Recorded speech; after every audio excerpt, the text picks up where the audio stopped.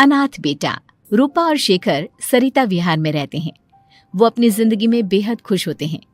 दोनों का शौर्य नाम का एक बेटा भी होता है, जिस पर दोनों ही अपनी जान छिड़कते हैं। शेखर, अब तो आप शौर्य को अपनी गोद से नीचे उतार दीजिए, उसके सोने का टाइम हो रहा है। नहीं रूपा, इसे मेरे पास ही रहने दो प्लीज। मैं थोड़ी देर में इसे बिस्तर में सुला दूंगा।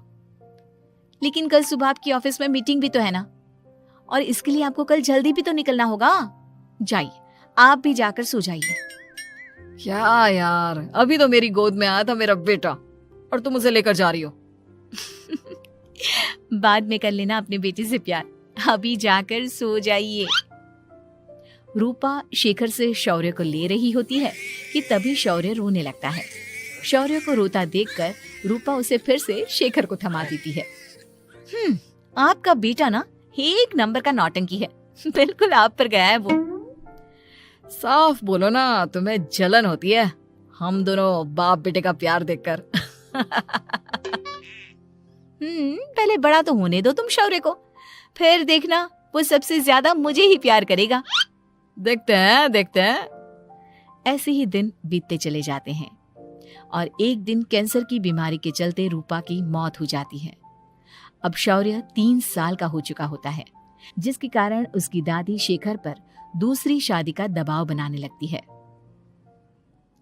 शेखर, शौर्य अभी बहुत छोटा है और उसे इस समय एक माँ के प्यार की बहुत जरूरत है।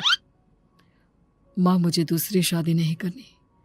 क्या पता जो दूसरी औरत आएगी वो मेरे बेटे को एक माँ का प्यार दे या ना दे। तो रूपा की छोटी बहन वैशाली से ही शादी क्यों नहीं कर लेता? वो तो शौर्य को एक माँ का प्यार पूरा दे सकती है ना। मैंने कहा ना माँ, मुझे दूसरी शादी नहीं करनी, और अपनी ही पत्नी के बहन से तो हरगिज नहीं। ऊपर से अगर रूपा देख रही होगी तो वो क्या सोचेगी? अपने लिए ना सही, लेकिन तुझे शौर्य के लिए तो शादी करनी ही पड़ेगी ना बेटा। शेखर कुछ कहता उससे पहले ही अंजुमन उसे रूपा की कसम दे देती है, जिसके आगे मजबूर होकर शेखर शादी के लिए हामी भर देता है। देखो वैशाली, मैंने तुमसे शादी सिर्फ अपने बच्चे के लिए की है। मैं चाहता हूं कि तुम उसे एक माँ का भरपूर प्यार दो। शौर्य, आपके साथ साथ मेरा भी कुछ लगता है। अगर आप मुझसे शादी नहीं भी करते तब भी मेरा प्यार शौर्य के लिए कभी कम या ज्यादा नहीं होता। शादी के कुछ दिनों बाद ही शेखर की माँ की भी मौत हो जाती है। वैशाली शौर्य को एक माँ से भी बढ़कर प्यार देती है। शौर्य को लेकर वैशाली का यूं निस्वार्थ प्यार देखकर शेखर को भी उससे प्यार हो जाता है और कुछ सालों बाद शेखर और वैशाली का भी लड़का हो जाता है। लेकिन इसके बाद वैशाली का शौर्य को लेकर बर्ताव बदलने लगता है। वैशाली, मैं देख रहा हूँ तुम आजकल शौर्य का जरा भी ध्यान नहीं रख रही हो। मुझे पता नहीं था कि आदित्य के होने के बाद तुम इतना बदल जाओगी। आदित्य मेरा अपना सगा खून है और शौर्य दीदी का, फिर मैं दोनों में अंतर कैसे नहीं करूं? माँ भले ही दोनों के अलग अलग है, लेकिन पिता तो एक है ना।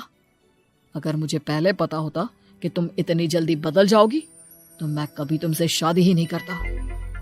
हाँ, तो किसने कहा था आपसे मुझसे शादी करने के लिए? मैं थोड़ी ना आई थी आपके पास, आपकी माँ ही आई थी मेरे घर आपका रिश्ता लेकर। वैशाली, मुझे तुमसे ऐसी उम्मीद नहीं थी। गुस्से में शेखर अपना पैर पटकता हुआ शौर्य को वहां से लेकर चला जाता है। पापा, मम्मा मुझसे प्यार क्यों नहीं करती? क्या मैं उनका सगा बेटा नहीं हूँ इसलिए मुझसे प्यार नहीं करती? मम्मा नहीं करती तो क्या हुआ बेटा, पापा तो करते हैं ना आपसे प्यार। कुछ दिनों के बाद, आज तुझे खाना पीना कुछ नहीं मिलेगा, चल चुपचाप से अपने रूम में जाकर सो जा। माँ, अब भाई को खाना क्यों नहीं दे रही हो? बेटा तू आराम से खाना खा, इस नालायक की चिंता मत कर। एक दिन खाना नहीं खाएगा तो मर नहीं जाएगा ये। अगर भैया नहीं खाएंगे तो मैं भी नहीं खाऊंगा। तू अपने भाई का भक्त क्यों बन रहा है? ये तेरा सौतेला भाई है, सगा नहीं जो तू लक्ष्मण बन रहा है। माँ, आपको इतना भी नहीं मालूम? श्री राम और लक्ष्मण सगे भाई नहीं थे। श्री राम माता कौशल्या और लक्ष्मण माता सुमित्रा की कोख से जन्मे थे। दोनों के सिर्फ पिता एक थे लेकिन माँ अलग थी। मुझे ज्यादा ज्ञान देने की जरूरत नहीं है, ये सतयुग और त्रेता युग नहीं है, समझे?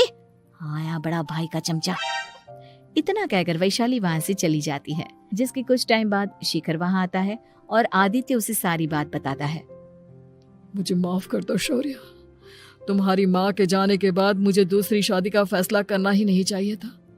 अगर मैं दूसरी शादी नहीं करता तो शायद आज तुम्हारी ये हालत ना होती। नहीं पापा, अगर आप शादी नहीं करते तो मुझे आदित्य जैसा छोटा भाई कभी नहीं मिलता। थैंक यू मुझे इतना अच्छा भाई देने के लिए। तुम दोनों हमेशा ऐसे ही साथ रहना, फिर कोई भी तुम दोनों का कुछ नहीं बिगाड़ पाएगा। चलो मैं तुम दोनों को आइसक्रीम खिला कर लाता हूँ, बहुत भूख लग रही है ना। शिखर शौर्य और आदित्य को आइसक्रीम दिलाने लेकर जाता है। वो दोनों को पार्क में खड़ा करके आइसक्रीम लेने जा ही रहा होता है, तभी तेज रफ्तार से आती हुई एक गाड़ी उसे कुचल देती है और उसी पल शेखर की मौत हो जाती है, जिसके बाद शौर्य की जिंदगी नर्क से भी बदतर हो जाती है। सुन रे चिरकुट, इस घर के किसी भी सामान को मेरी मर्जी के बगैर हाथ मत लगाना।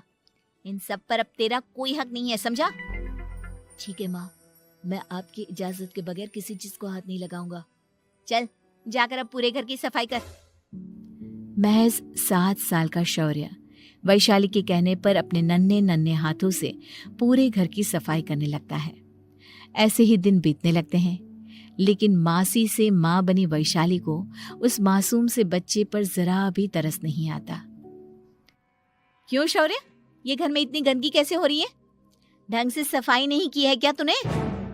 माँ मैंने तो अच्छे से सफाई की थी, लेकिन आदित्य बार बार इधर उधर चलकर गंदा कर देता है। अच्छा, खुद से एक काम ढंग से नहीं होता और अपनी गलतियों का जिम्मेदार मेरे बेटे को ठहराता है। इतना कहकर वैशाली बांस का डंडा उठाकर शौर्य को जोर जोर से मारने लगती है। तभी वहां वैशाली के मायके वाले भी आ जाते हैं और उसकी सारी करतूतें देख लेते हैं। माँ मैं ऐसा क्या करूं जिससे आप मुझे भी आदित्य के जितना प्यार करोगी? बोलिए ना माँ, मेरे क्या करने से आपके अंदर मेरे लिए ममता जागेगी? वैशाली शौर्य की एक नहीं सुनती, उसके ऊपर डंडे बरसाती जाती है। हद पार होते देख वैशाली की माँ उसका हाथ पकड़ती है और जोर से उसे थप्पड़ मारती है। यही सब करने के लिए तूने दामाद जी से शादी की थी? हमने सपने में भी तुझसे ऐसी हरकत की उम्मीद नहीं की थी। तू माँ नहीं, माँ के नाम पर एक धब्बा है। बस कीजिए माँ, आदित्य के इस दुनिया में आने से पहले मैंने इसे बहुत प्यार किया था, लेकिन अब जब मेरी खुद की औलाद है तो मैं किसी और के बच्चे से प्यार क्यों करूं? अरे नालायक औरत, जिसे तू किसी और का बच्चा कह रही है वो तेरी खुद की सगी बहन का बच्चा है। बहन है तो क्या हुआ, मेरे अपने बच्चे से बढ़कर तो नहीं हो सकता ना ये कभी। अगर यही बात थी तो तू हमें पहले बता देती, हम शौर्य को अपने साथ ले जाते। उसे इस तरह प्रताड़ित करने की क्या जरूरत थी? अगर आपको लेकर जाना है ना तो ले जाइए इसे, मैं नहीं रोकूंगी।